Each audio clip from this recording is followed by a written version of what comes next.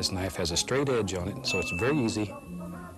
And maybe in our world here, there lives a happy little mountain.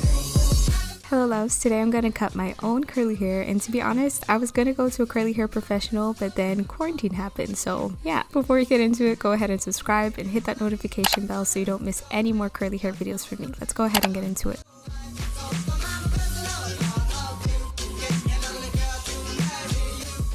So the first step is the unicorn cut. Essentially, you just want to use this as a base before you do your dry cut. So my hair is wet and I'm putting it at the top of my head, not all the way to the front, because I want my layers to be a little bit more subtle. I did do the ponytail close to the front the first time I cut my hair. The layers were really nice, but they were just really dramatic. So I want something that's just a little bit more low-key, a little bit more subtle. The ponytail is kind of placed like in the center of my head so that the layers in the front are not as short.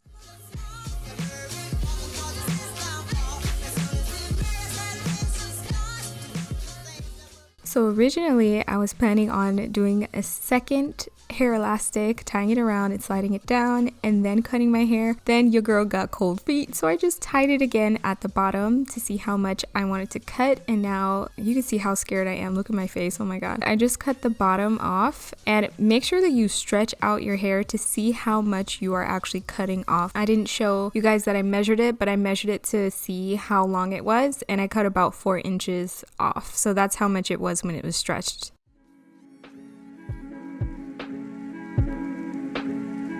For the second part of the haircut, we're going to cut it dry because we want to get any awkward pieces that we might have missed while it was wet. Of course, curly hair is amazing, but it has different curls all over the head, so we have to be mindful of that. That's why I like to incorporate a dry cut so that I can kind of even everything out just a little bit.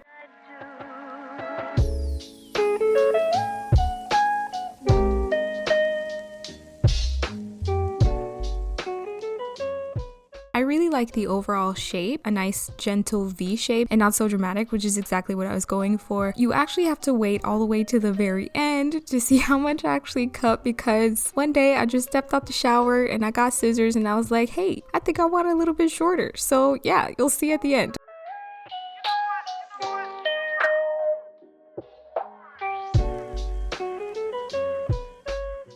This is how my hair came out after the first 2 haircuts.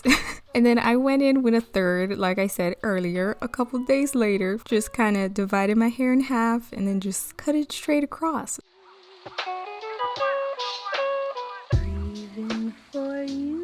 I cut a whole 8 inches off because I just wanted to start fresh. I'm pretty happy with the length now, and I feel like my hair is a little bit more full. It just looks a little bit more bouncy and vibrant. If you guys want to see how I style my curly hair now that it's short, because I do it a little bit differently now, go ahead and leave a comment in the comment section below. If you guys would like to see any of my other curly hair videos, like my DIY products or how I style my curly hair, click on the video in the upper right corner. Please don't forget to subscribe, hit the like button, and share this video with anyone who you think might find it helpful. As always, I wish you guys all the love, light, and good vibes, and I'll see you guys around next time.